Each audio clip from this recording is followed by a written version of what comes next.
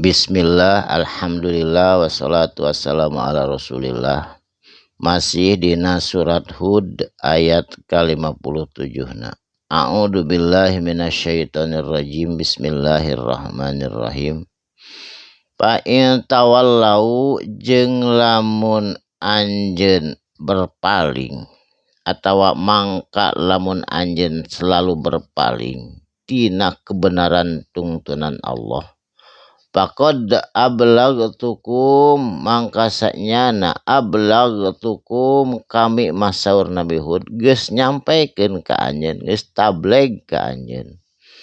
Ma ursil tu naon perkara anu diutuskeun tu ka kuring saur Nabi Hud. Bihi tina eta si emma tina eta perkara.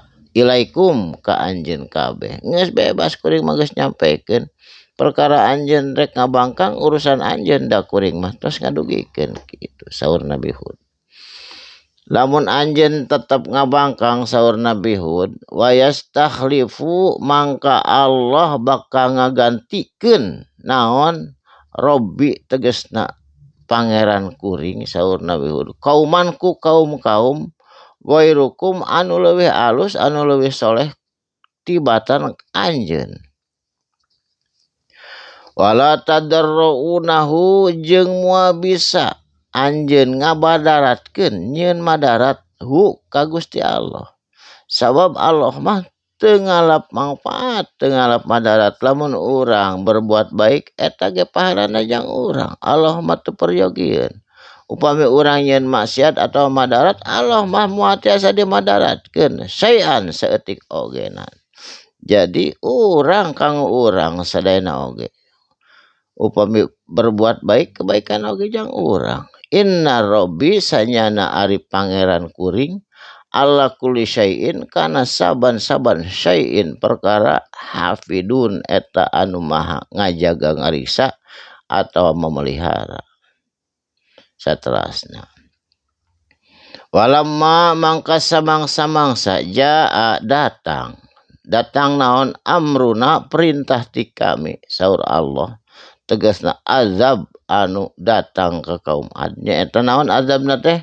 Angin anu kencang anu tiris kabina-bina sehingga sadayana kaum Ad waktu sarita teu aya nu nyesa maot ku tirisna eta hawa baring angin ngagelebug. Tah kitu azab Allah mah waktu sarita sok langsung henteu mode ayeuna saatosna Kangjeng Rasul sumping mah sok ditangguhkeun. Eta teh rahmat rahimna Allah.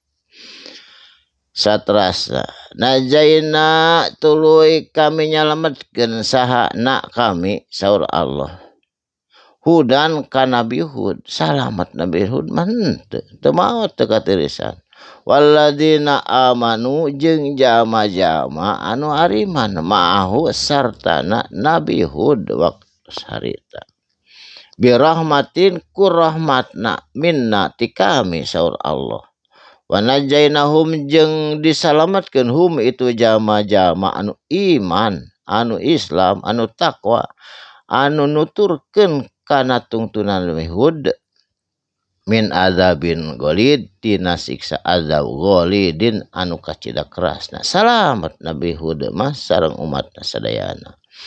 Watilka jeung ari itu hikayah naon adun Nabi hikayah Ad kaum Ad anu ngabangkang eta teh Kangjeng Rasul oge kawitna mah teu uninga kawitna mah teu apa margi teu acan aya wahyu lungsur ketika wahyu tos lungsur neme anyana kahibur ku sagala hikayahna ku sagala story ku sagala sadaya hikayah anu tos didugikeun ngalangkungan ieu Al-Qur'an wahyu na ka Rasul. Jadi urang oge uningana teh ku tos dimuat na Qur'an da sateu acanna mah mana aya nu uninga da ribuan tahun kapengker.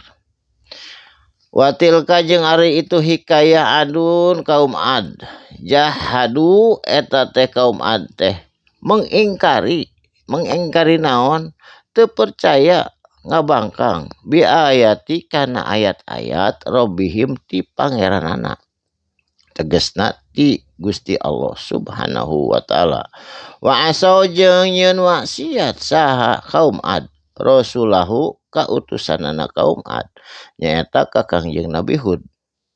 Wattabi'u jang sok nuturkeun itu kaum Ad amro kana perintah atawa kana keputusan kulli jabarin anid kasaban-saban jabarin penguasa anidin anu doraka anu melampaui batas anu kesewenang-wenangan tah ku kituna ayeuna oge urang upami pamimpin anu doraka mah pamimpin anu sewenang-wenang atau lebih maksiat ka Gusti Allah jeung Rasulna teu kungsi dituturkeun sabab bisa diturunkeun musibah jika kaum Ad. Jadi pemimpin anu mesti kena aya dina jalur kaislaman teu kaluar tina papagon agama Islam mah sok tuturkeun ngantos ingkar kaluar tina keputusan atau perintah Allah eta mah kedah diabaikeun wae teu kedah diserang tapi abaikeun. Barakallahu li walakum mugi aya manfaat dina ieu dinten Salasa. Sadaqallahul azim. Wassalamualaikum warahmatullahi wabarakatuh.